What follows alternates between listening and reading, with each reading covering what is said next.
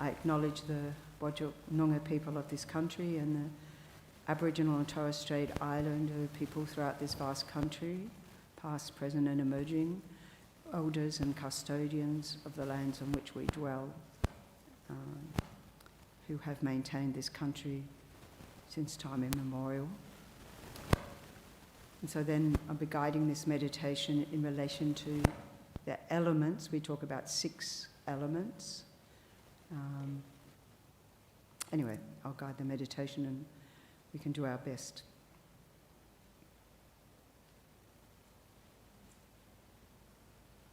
So first of all, feeling well grounded to the earth below, coming up to support. We can think that the earth is our foundation, our support for everything in life. So feeling that support coming up through the floor, through the carpet, through the chair, through the cushion, through the mat, allowing you to settle down into your preferred meditation mode, be that sitting or lying, and really feeling that you can relax into that support coming from the earth, grounding you, literally rooting you to the earth.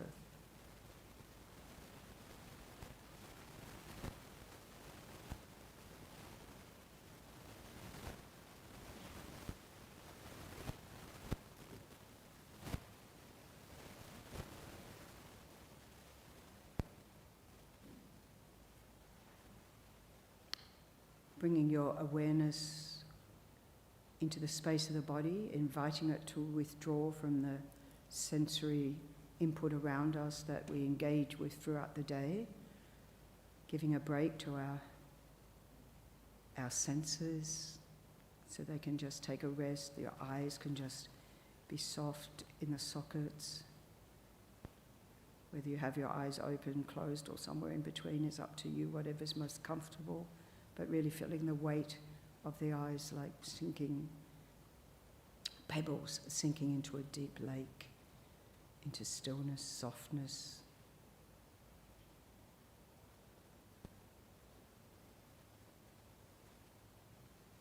Simply being aware of the natural rhythm of your breath in the body, wherever you experience that, not changing the breath.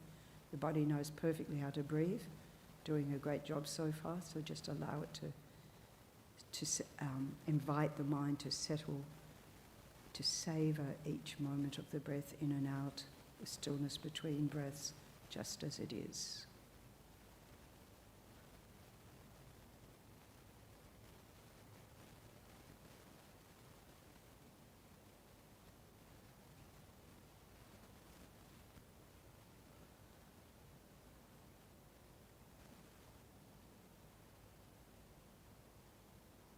And as you breathe out, inviting a sense of release, relax, any tension in your body melting away, softening, settling down, settling in to stillness, comfort and ease.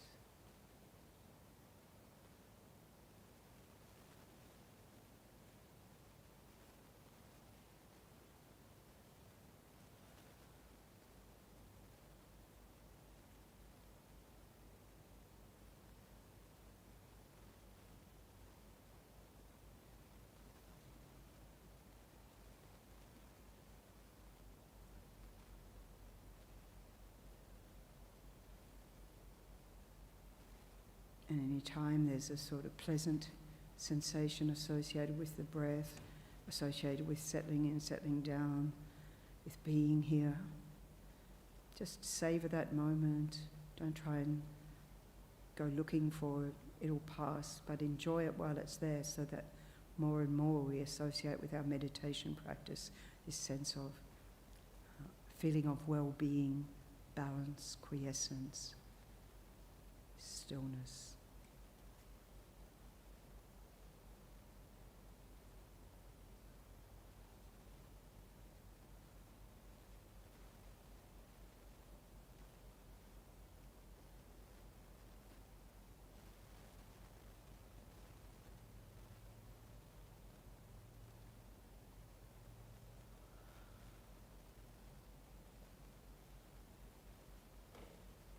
Turning your awareness to the sensations, the connection of your body,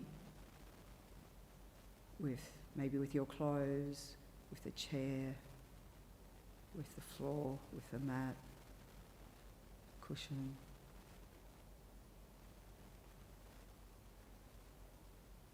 And all those points of contact, feel that sense of firmness, of solidity, which is the earth element. For example, relinquishing the weight of your pelvis to gravity, or if you're lying down, the whole of your back, as if the ground is coming up to support you, to envelop you, to provide a safe, stable foundation for meditation.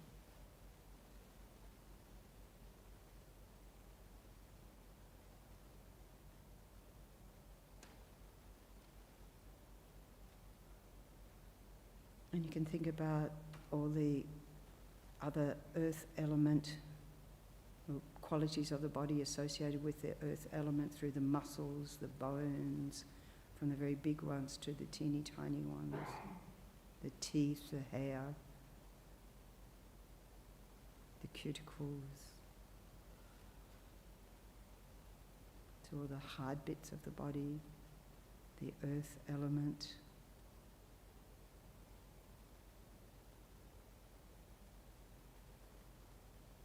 Getting a sense of that earthiness, that solidity, that support, protection, stability.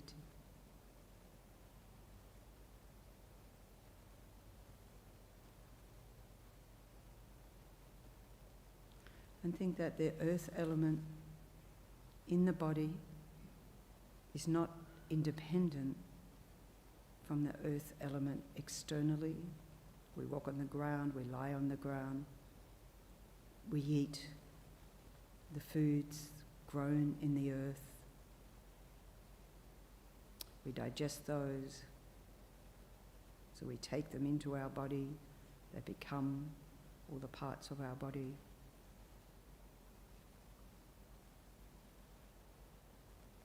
The flesh and bones. And then of course we excrete caca. So there's this interdependence of the earth element internally and externally in this constant exchange.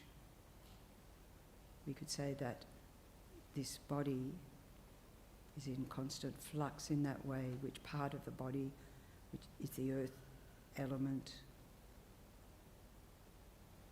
This is not one part, it's constant change.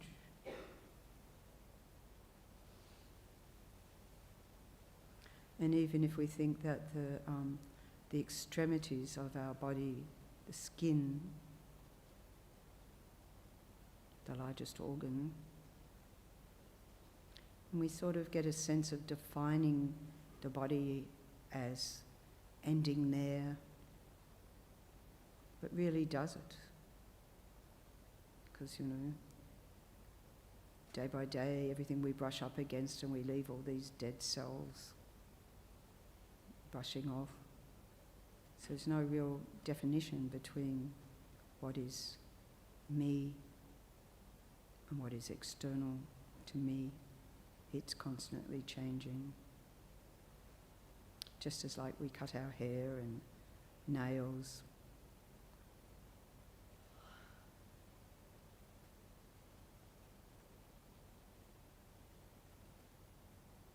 So try and get a sense of the interdependence of the external earth element, the internal earth element, including like digestion and so forth, the workings of the bowels.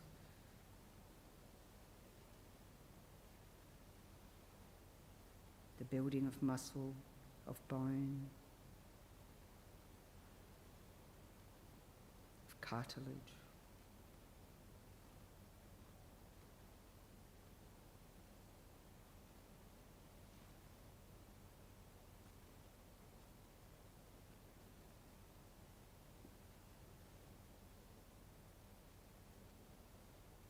we can turn our attention to the water element in the body. You know, sometimes it says, you know, the older we get, the percentage goes down, but 80%, then they say 70% of the body's water.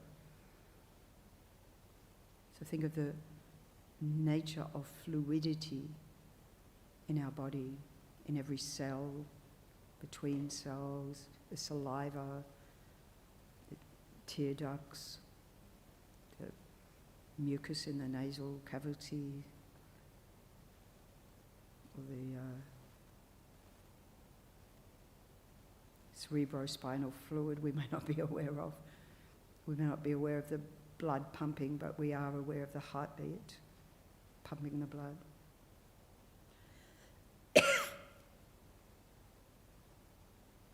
And of course, pee-pee. And then when we take drinks in or food that's got a lot of moisture, and we think that we can survive much longer without food than we can without water, that sustains our body all the way down to the cellular level.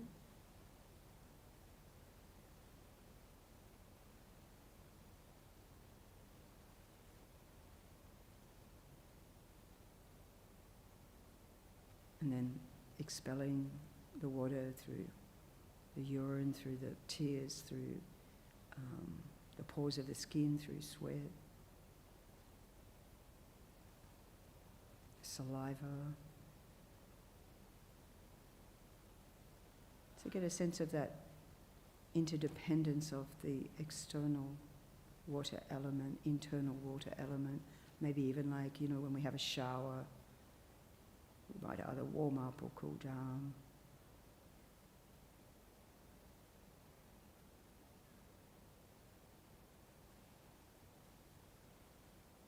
We go for a swim.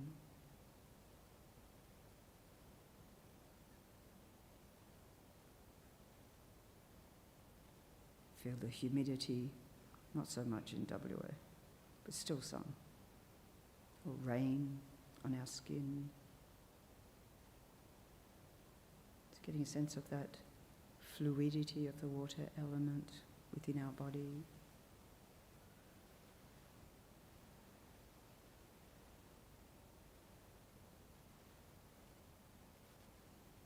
And then the fire element, the sense of warmth.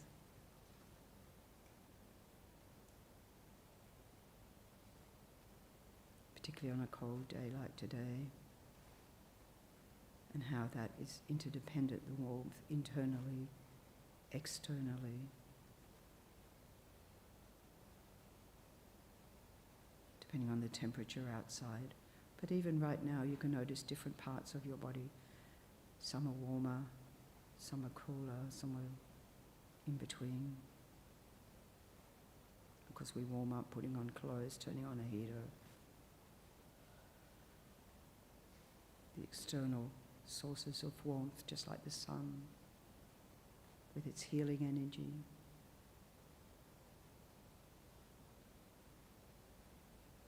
Having this sense of regeneration.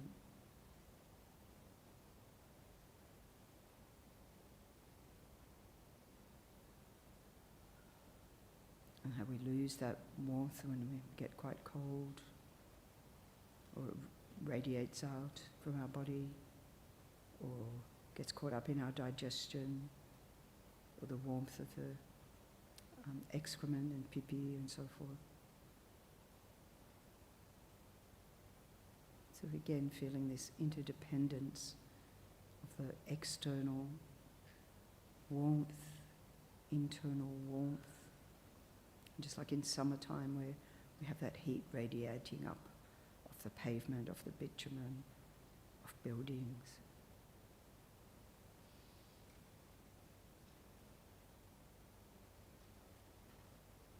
And bringing your awareness to the air element, by bringing our attention to the breath of life, bringing oxygen, replenishing every cell, every organ, an internal massage, and then releasing with the breath out carbon dioxide, toxins.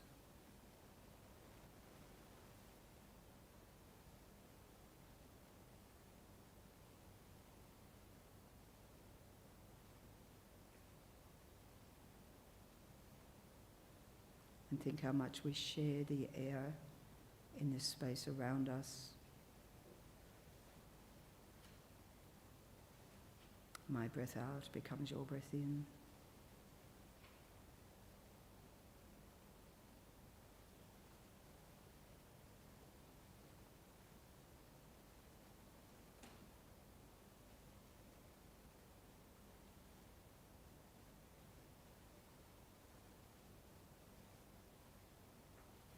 We can think that at the time of death, when the earth element dissolves and then the water element that dissolves, the body dries up, it's heavy,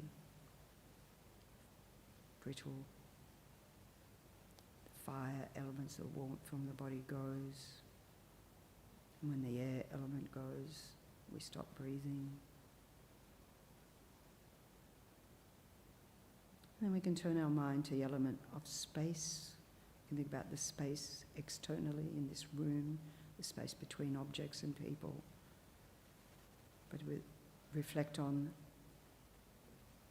the interconnection with the space inside our body, in the mouth cavity, in the abdominal cavity, the space between organs, the different spaces between like ribs and muscle and parts of our body that give us space to breathe, to move.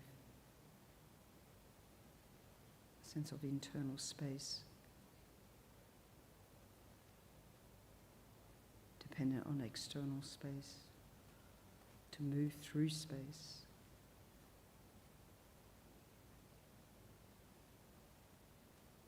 And particularly we can think of the space of the mind itself, which is not physical. It's like vast, luminous space, resting your awareness in that vast luminosity of the mind and its natural clarity, luminosity. In this spacious awareness, simply aware.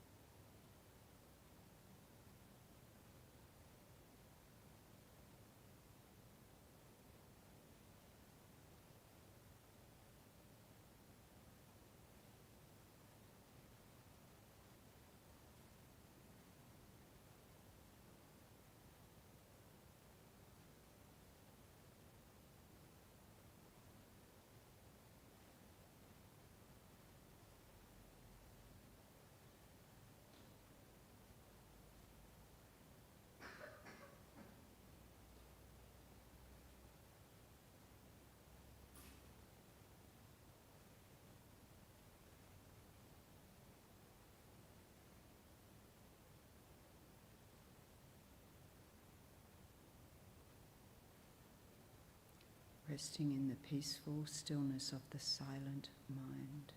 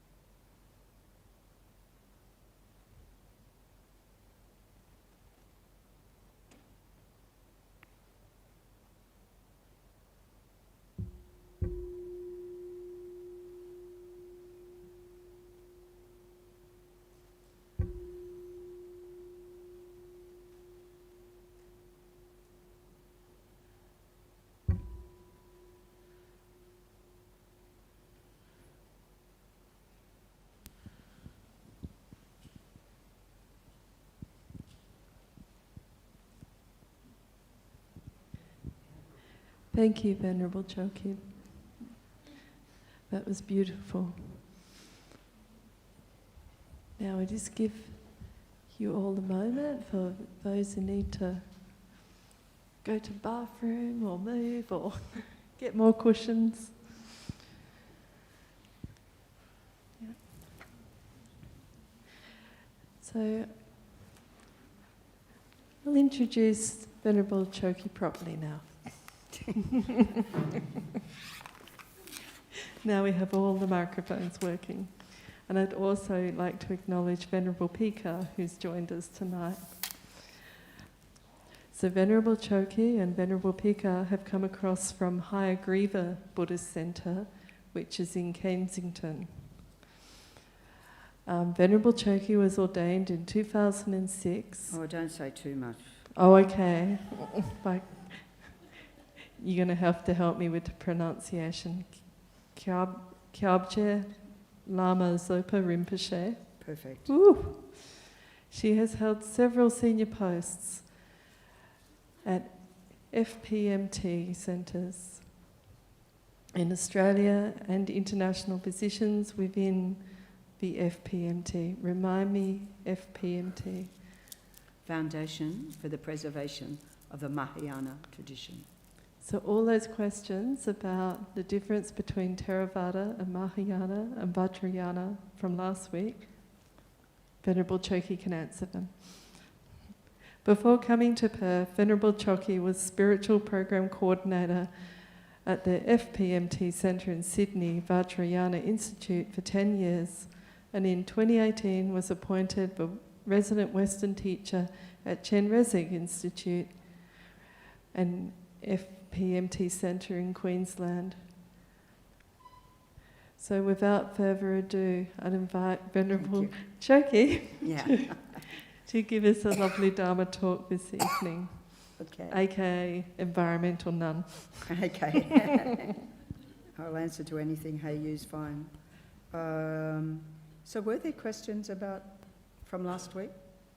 Or shall I get started while you warm yourselves up to that? I'll get started. All right. Yes? Okay. I want to start with just reciting some mantras. So mantra means literally protection for the mind. And this mantra is the mantra of Shakyamuni Buddha to invoke all the Buddhas of the 10 directions to generate, I guess all mantras are about generating good vibrations in our body and the environment around us and ultimately healing energy to the world. So I'll just recite the Shakyamuni Buddha mantra 3 times. Taya tau mune mune maha mune yehi soha taya tau mune mune maha mune yehi soha taya tau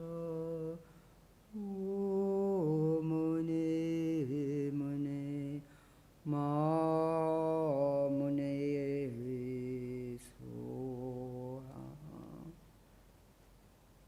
As I said, it's generating good vibrations, healing energy within ourselves, around us. You know, I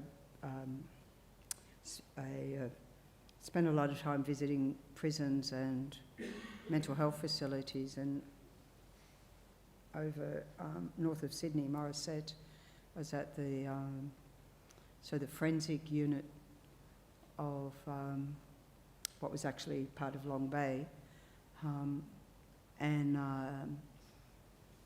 I'd visit this group of guys, and sometimes, you know, one of them would turn up and he'd say, "Oh, I just couldn't meditate this week. Just chant those mantras. It's soothing for the mind," which indeed it is. Which itself can be a form of meditation as well. So another popular mantra in the Tibetan tradition is a mantra of compassion, Om Mani Padme Hum.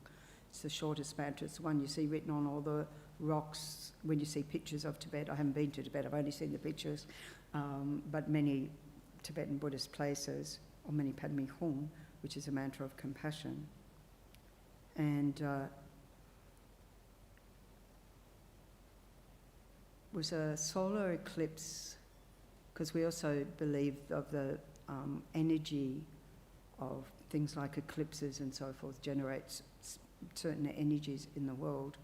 And like many Buddhist traditions follow the lunar calendar, the lunar cycles. Anyway, so I was at the Chinese Gardens in Darling Harbour. I don't know if anybody's visited there in Sydney. Is it Chinese? No, it's Japanese actually. They're Japanese gardens, that's right. And so it was this eclipse, and so this is called a mala, the counting beads. So I was reciting Om Mani Padme Hum, So we recite Om Mani Padme Hum, Om Mani Padme Hum, Om Mani Padme Hum, Om Mani Padme Hum. So I was reciting that mantra with a crystal mala, and I was near the fish pond, and this fish went through the mala.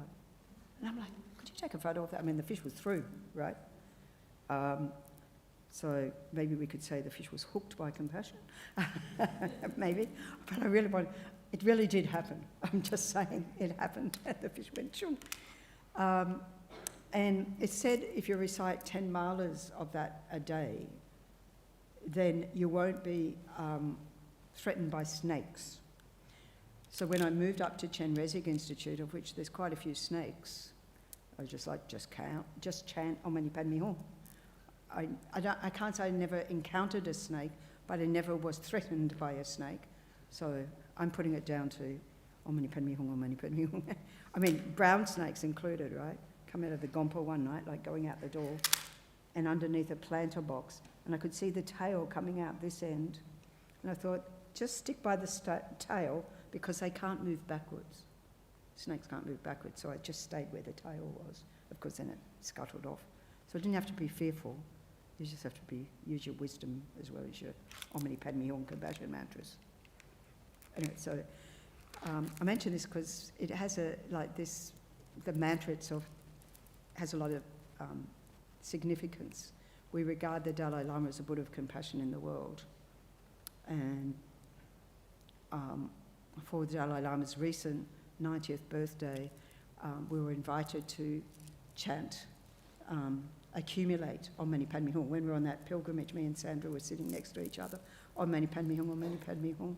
And all those numbers got offered to the Dalai Lama for his birthday. So all the mantras, even someone said one mantra, they were included. So, and there was one of our students at the Bunbury Centre, Tara Meditation Centre, who decided he was going to do 100 malas a day, 100 by 108. So, I mean, it takes a minute to do one mala. So he did 100 every day on Australind jetty. And then he'd have his feet in the water for the fish, to bless the fish. Because they say, if you do even 10 of those and you go into the water, or the fish are blessed, any being that touches the air, that touches your skin gets blessed.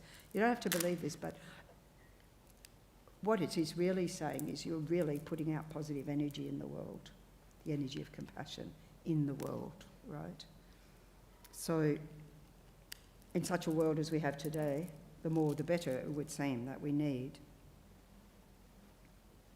So as Sandra said, I ordained in 2006, so it was a few months before my 50th birthday. And before I ordained, my friends were planning the birthday party I wasn't going to have. So they wanted to celebrate the milestone. I was abiding in the 8 precepts, not eating after midday, plus the 36 Getzel vows I'd taken. So dinner was certainly out of the question. Partying was out. What to do to celebrate? my abbot, Lama Zopa Rinpoche, Kyabje Lama Zopa Rinpoche, had just been to see An Inconvenient Truth. Remember that film? Inconvenient Truth. And I thought, well, if he went to see it, I can see it, you know, because he did ordain me, so that was okay. So I took my friends off to the happiest movie you could imagine, not Inconvenient Truth. So that was screening in Sydney at the time. Off we went. And I guess what I see across all traditions, our lamas, our teachers are very, very aware of the urgent need for messaging about climate change, global warming, and the imbalance of the external elements, which reflects or maybe is even a product of imbalance of the internal elements in our body. So one of the things that Tibetans will say is we have lung, and that's an imbalance of the air element, and they attribute that to mental health issues, being an imbalance of the elements, yes, but particularly of that. And then, of course, I don't know if you have, like that, I'm not going to talk much about Tibetan medicine again. I've only experienced having my pulse read by a Tibetan doctor who, they read your pulse and they tell you everything that's wrong with you. They say, oh, have you got an ache there? Oh, yes. And there? Yes. Yeah, had that for years. But they, you know, anyway, they give you this disgusting medicine that's, anyway, big chunks of stuff. Herbal medicine, a bit like the Chinese medicine. Not to offend anybody about Chinese medicine, but when you boil those herbs up, it stinks, doesn't it? And then they say, drink that. Yeah. It's good for you. Anyway, just that focus of the imbalance of elements. One of our lamas who passed away some years ago, Kudi Tenshab Rinpoche,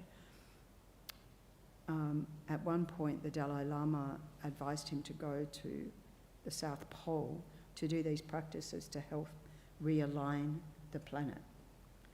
Of course, we've got an imbalance of elements in the planet. We see the floods, the disasters, the avalanches, we see earthquakes and so forth, this imbalance of the elements.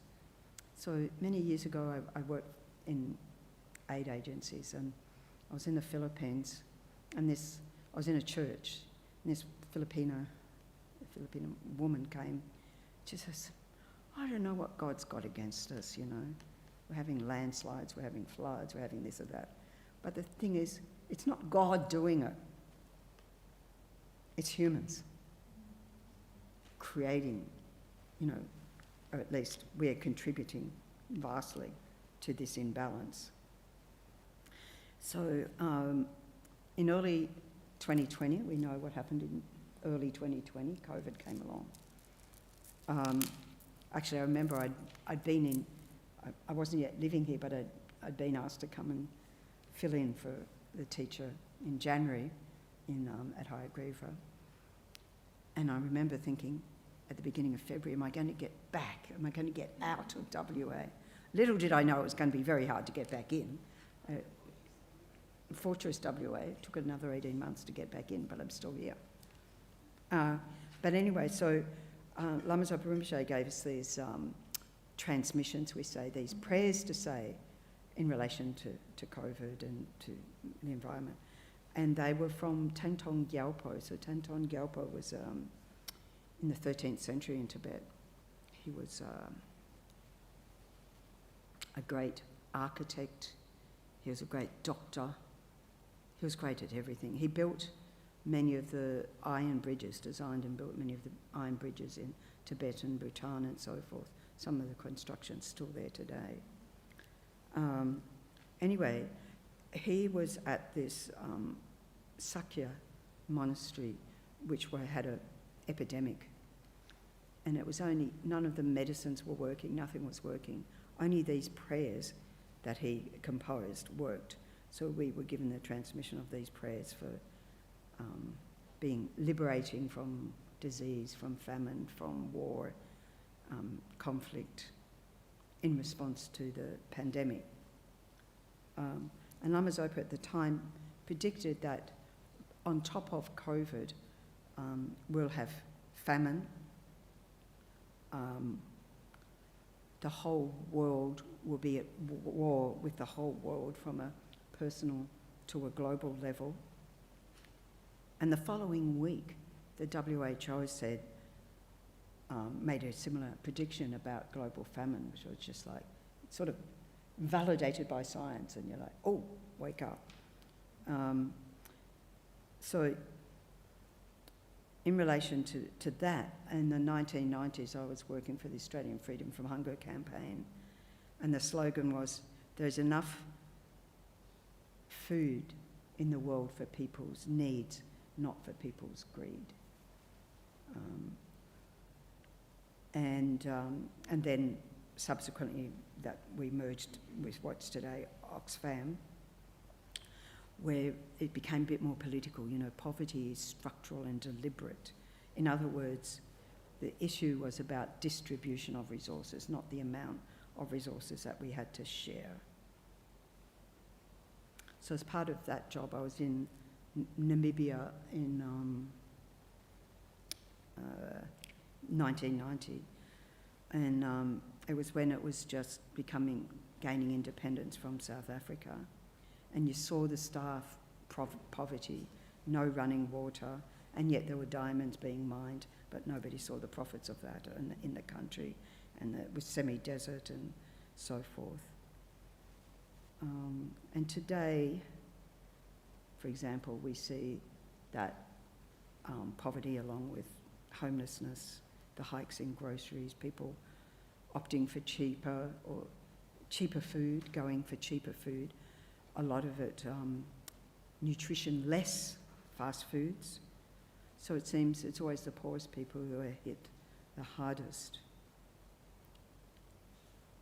In 2020, His Holiness the Dalai Lama launched his book, Our Only Home, talking about this planet being our only home, an appeal to humanity, speaking of our shared humanity, our shared responsibility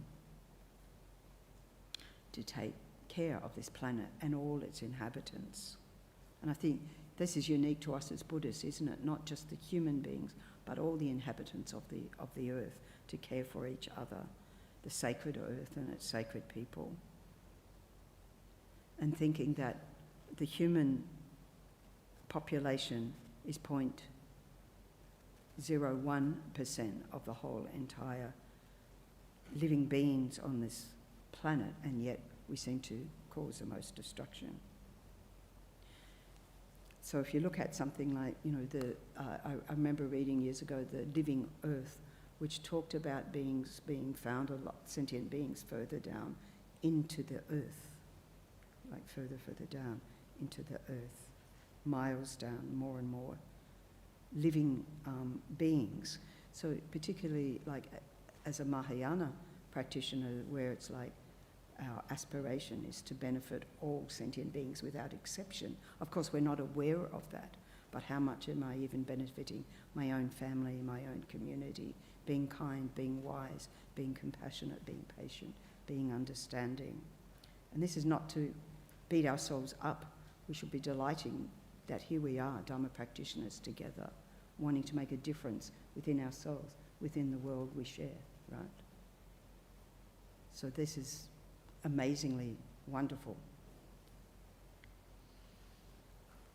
So the Dalai Lama again spoke recently about this world system coming to an end within a century, 2 centuries at a maximum, and experiencing more this disturbance of the elements, water, fire, finally wind.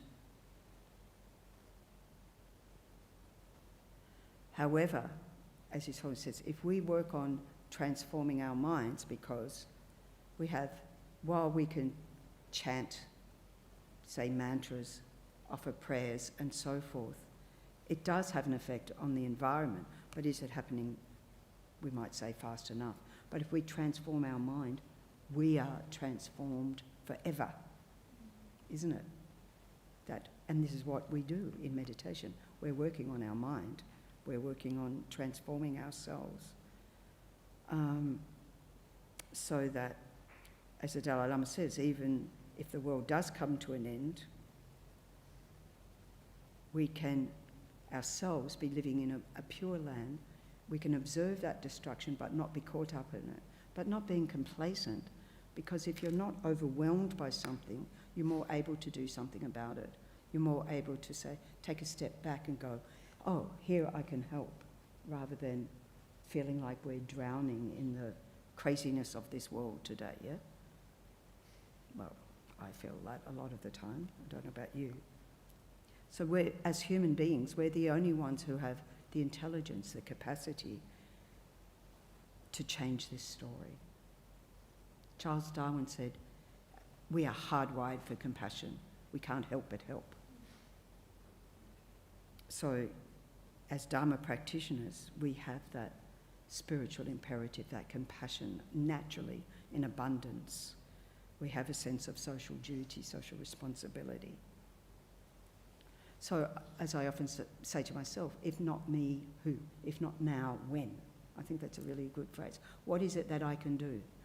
I can't go out there. In fact, if somebody, if I go to volunteer in Gaza, in Ukraine, in Central Australia, anywhere, they say, please stay away, you don't have the skills.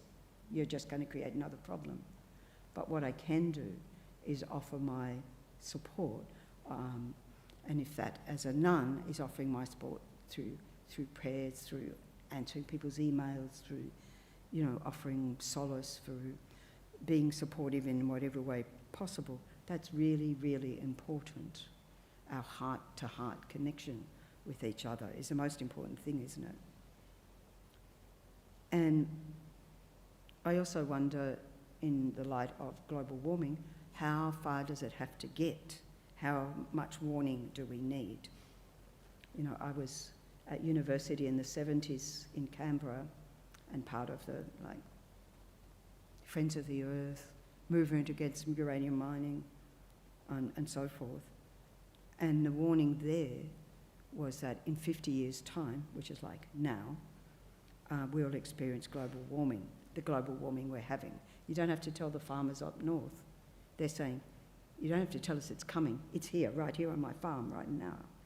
Maybe we have family and friends where it's like that. And I reckon if the Buddha were to return to this world today, the Buddha certainly be campaigning to protect the environment, just like all Dalai Lama and all these other lamas are doing. And, saying from all traditions. So in Bunbury, for example, there's this Australian religious response to climate change, so it's quite active down there. And for 2 years now, we've had this interfaith pilgrimage to each other's place of worship. It's a 4-hour walk. The first year it was in stinking hot sun. We didn't have to be told about it. It was just like, please, can we have it at a cooler time of year, which it was this year. So we went to each other's place, and hearing the different messages about the environment from different faith groups who are all engaged in the same concern, same response to what's happening in the world. In my organisation, FPMT, our organisation, it's not mine, Osel, so he's the reincarnation of Lama Yeshe, who founded FPMT. So he set up a global tree initiative in 2019, and he was motivated by some deep-seated way to find for people of all backgrounds to be able to, different circumstances, to participate in some meaningful project that could be then offered to the Dalai Lama as a token of appreciation for that ongoing inspiration he provides to the world through his living example and being a champion of environmental issues. So it's this, the Global Tree Initiative, and it's not the only one, so it's a grassroots international environmental campaign on that notion that acting as a harmonious whole, we can achieve a greater result than we could possibly do individually. And so it's simply a global tree planting initiative. So simple to do. And there are many others. I was just thinking, earlier this evening, Queen Elizabeth had established a tree planting initiative. I think King Charles is continuing that on, and others as well. What's the big deal about planting trees? Oxygen. We all need it, right? Best source of oxygen for the planet. The planet needs to breathe. We need to breathe clean air. So if we look at the foundation of Buddhism, for example, Shakyamuni Buddha was, born as his mother leant against a tree for support. He left the palace, shaved off his hair, gave away his luxurious garments and wealth to live simply. He attained enlightenment seated beneath a tree. He taught under trees. He passed away as trees stood witness. And he taught using environmental analogies, talking of the fields, the sprouts and the seeds, flowers, weeds in our garden being our afflictions, our toxic emotions and so forth. We still refer to all of that today. And it's a great reminder of that, our global ecological dependence. In the global Golden Light Sutra, this is the sutra I tend to refer to a lot these days. There's a chapter, it says the inviolable rights or responsibilities of kings, inviolable commitments of divine kings. When they say kings, they mean the leaders of the land, because at the time of the Buddha, they had all these little kingdoms and princedoms, a bit like Europe these days. And the Buddha predicted when the lords, kings, leaders, overlook evil acts committed in their land, and to those who are unlawful, fail to mete out befitting revenge through neglect of unlawful deeds, that which is not Dharma will triumph. That's today. So even as Dharma practitioners, if you think it's hard to practice Dharma, it is because we're surrounded by a society that a lot of the messages are completely opposite, aren't they? So upon arrival of a foreign army, the country will utterly succumb. Resources and race too will fall away. So we can think about Ukraine, we can think about Gaza, Middle East,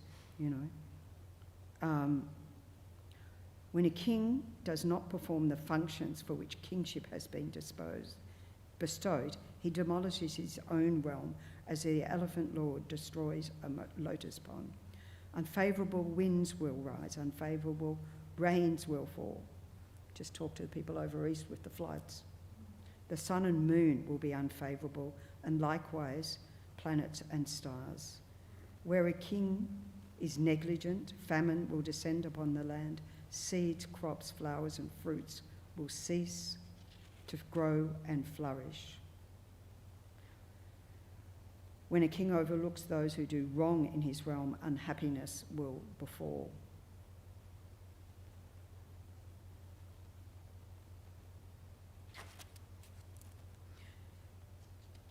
When the wicked are embraced, three things, the flavour, essence and power of the sublime Dharma, the strength of beings and the quality of the earth will utterly perish. When the corrupt are esteemed and the sublime dishonoured, three things, famine, thunderbolts and death will occur in that place. Fruits and crops will have no taste and no potency thereafter. Beings sickened with disease will fill those regions completely. Large, sweet fruit will shrivel, become bitter and sharp. Play, humour and fun, the pleasures of previous times, now rife with infinite delusion, will lose the touch of joy. Quite bleak, isn't it? Quite contemporary, isn't it? Which is the sadness of all that. And for me, reading this really brought to mind the idea of our practice of ethics and that impact of ethics on the environment. I don't think it's often talked about, that connection, how one impacts the other. it's not irreversible. We saw during COVID, when the planes stopped, when the pollution lifted, when the birds thronged to the beaches, like we could see a healing beginning to happen, right? True? I mean, the only hope was that it continue after the pandemic, which didn't happen. But the earth itself that supports us can be healed.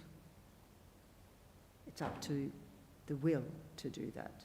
There was one man when I was in Queensland that I read about it when I was in Queensland, because wherever you are, you get the local news, and he'd bought an island, because you could, off the Queensland coast, and restored its natural habitat, and all the birds came back and the fish and so forth, and now it's flourishing again in its natural habitat.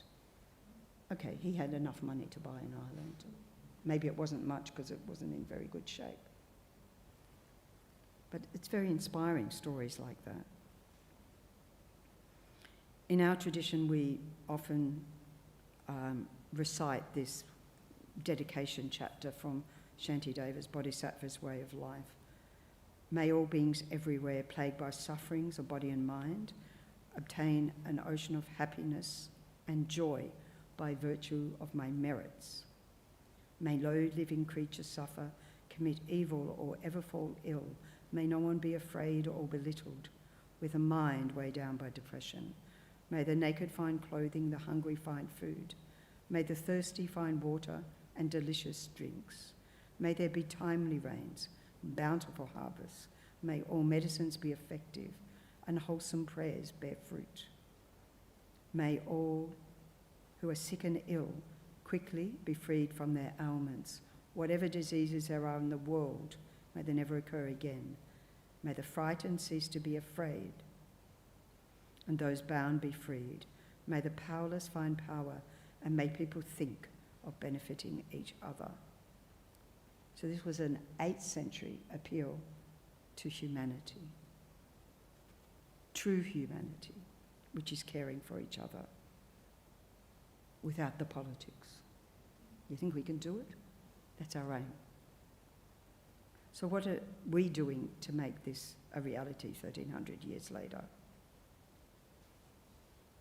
So as the Dalai Lama says, prayers are good, but it's not enough. We have to take action.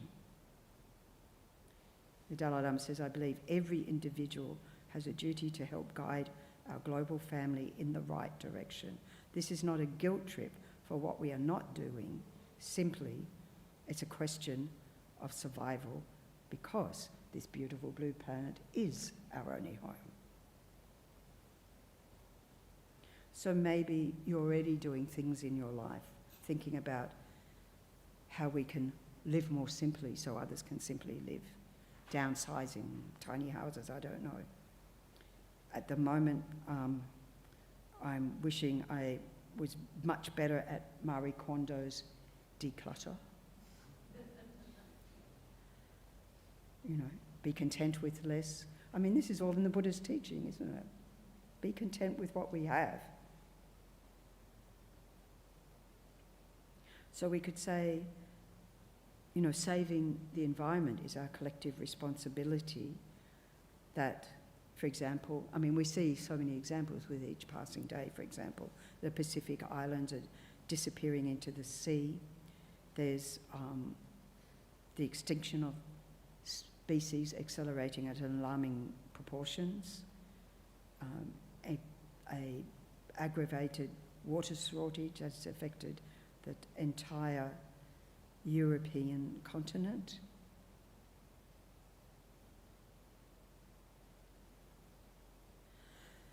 I was just thinking, our teacher at Chenrezig Institute, Geshe Sultrim, he grew up in a farming community. He was a farmer in Tibet, in a little village that had a running river that is now a trickling stream because of mining. And we think Tibet, rooftop of the world, is still all lush and green and thriving, but just like the rest of the world not. So, there are many Buddhist thinkers, Thich Nhat Hanh, and so forth, who are joining this conversation about the environment, and not just Buddhists. We have Stephanie Kaza with the Green Buddhism, Mindfully Green, and so forth. And of course we see millions of young people have been protesting, saying, your generation, which is my generation, have stuffed up the planet for us, thank you very much. And we've got to live with that. So helping to educate the public while witnessing the destruction of ecosystems. So when I first came over here to WA, and we were down in Bunbury, actually the same happened at the centre here, but down in Bunbury, and they said, could you give a talk like this? It was a Friday night on environmental dub, which I did. So all the environmental activists in town turned up, and then they said, and so what are you doing Monday morning? I said, driving back to Perth. Well, come to the courthouse at 8:30 a.m. I'm like, why? Oh, we're not going to be protesting. We're going to be singing and we're going to be chanting and dancing, because one of their members had been arrested protesting against the destruction of chewit trees. As it turned out, she had filmed the whole incident, and so she was in and out of the courthouse in 5 minutes because they decided the police weren't quite exactly telling the truth. She had no case to answer, and there we were. So there's this sense of the reality of this century being one of needing to address what's happening to the planet before it is too late. As the Dalai Lama, is probably many of us really appreciate the initiatives such as Greta Thunberg's efforts to raise awareness of need to take direct action on global warming, and amongst school children raising awareness and setting up these, I don't know if it's still going, the Fridays for the Future, which is like 500 odd young activists from different countries to ensure climate justice and equity for everyone, and look at the best ecology science. But really, we can't just rest on the hopes of younger people. So in 2022 in the US, the Centre for Compassion and Altruism Research and Education, which is CCARE, they've run some programs in Australia. They're at Stanford University, and a lot of Buddhist influencers just happen to be employed there.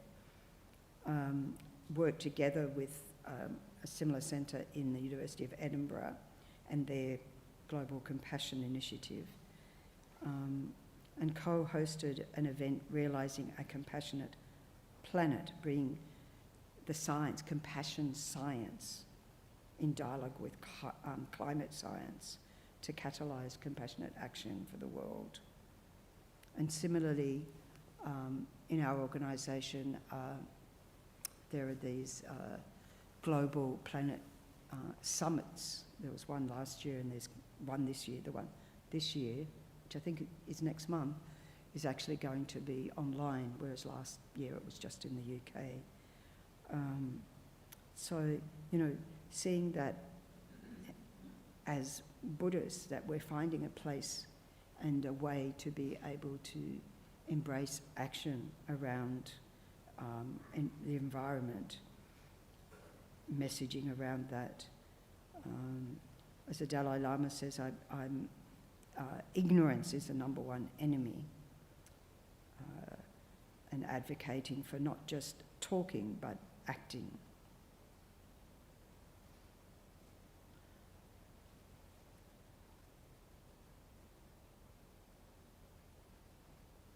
So those of us who have children, grandchildren, can think about how life will be different from them and their grandchildren, looking ahead to what things might be like in the 22nd, the 23rd century.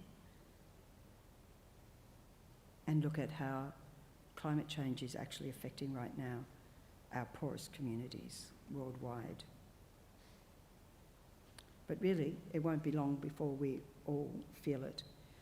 So again, when I moved to Perth, pretty much nearly 4 years ago now, we ended up having the hottest summer for a very long time.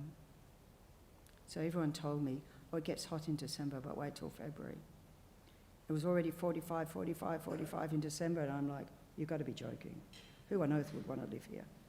And then I heard that people like to go to Marble Bar to experience 50 plus heat. I mean, pretty soon we'll all be going, get me out of here, because we'll all be experiencing that. And it makes you think just how much heat can the human body tolerate, really? Well, it makes me think that. So I think if we look at the Buddhist teachings, it comes down to two things. The philosophical view of dependent origination, how things actually exist, or put simply, our global interdependence from the macro to the micro level. Or as Thich Nhat Hanh calls it, we are all inter-beings, globally interconnected. We do rely on each other and each and every living being for survival. If you remember when the bushfires, was it 2021, around bushfires, when it went through Kangaroo Island and some of the insects, like the whole species, were destroyed, and we don't realise how dependent we are on that, because there's these tiny little microbic beings. What's it got to do with me? But it's the ecological balance that gets destroyed.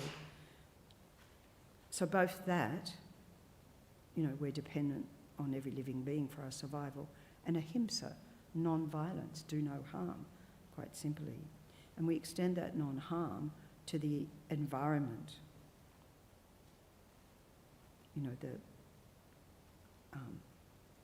Not just the trees, the animal habitats, taking into account everything that lives, even down to the smallest insect. How is it that we can practice in a way that indeed does no harm to any living being?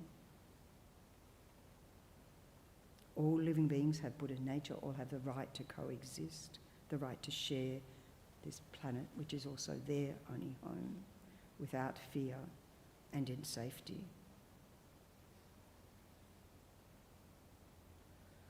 So perhaps we can think about the ways in which we are already making transformation in our lives, or that we wish to make transformation in our lives. For myself, at least in the Dharma centres I'm in, maybe it's better here, I spend my time in garbage bins, sorting out what can be recycled from what can't. And this in a place where we're all intelligent people wanting to do the right thing, and you spend your time going, that is recycling, that is not. I don't know. We have a retreat place in Bendigo, and last time they had a long retreat, they said, just put everything in one bin, because we're actually paying someone to sort it all out. Right? And it's just like, surely we can get that right. Surely we can know what goes in the recycling and not. Someone here? Someone that drives nuts here? Are you here? Liz, is it? Nobody's owning up to it. Yeah, it's simple things. It's a practice of mindfulness, really, isn't it? Not, we've got to do big things, but just little things, last Earth, when we have Earth Hour, and I was invited to this Anglican church. It was an interfaith gathering for Earth Hour. So I travelled a long way for this 1 hour. I might have destroyed the whole eco footprint along the way. And we sat there in silence and meditated. And then there was one woman who's like druid. She played a drum to the heartbeat. So listening to the beat of the heart in silence, in the dark. It was very profound. Just participating in things together that bring meaning and connect us with this very planet, with this very earth, which provides us all our sustenance. And say a big, well, in our tradition, sadhu, sadhu, sadhu. And in Tibetan? Lexo, lexo, lexo. Thank you. We've got a little token of appreciation. Thank you very much. And we'd just really love to thank you for coming along. And if everyone would like to finish up this beautiful evening, we can turn around and pay respects to the Buddha, Dhamma, Sangha. And maybe we'll do you have a specific chant? So if you do your chant, we'll do our chant and we will see the evening out.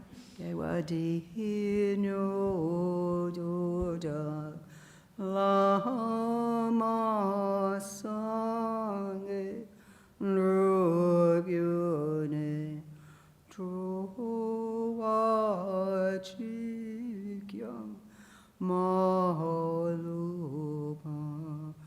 Ne Sarango Pasho Janchub Sencho Rinpoche Ma ke pa nam ge kuchi, ke pa nyam pa me pa yang, gog ne gundu pelwa shu.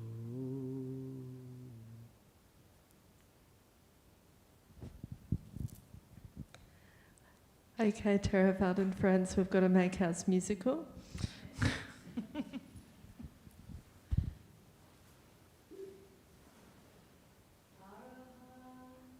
Samani Sambuddha Bhagavan Buddha Bhagavat Sarvate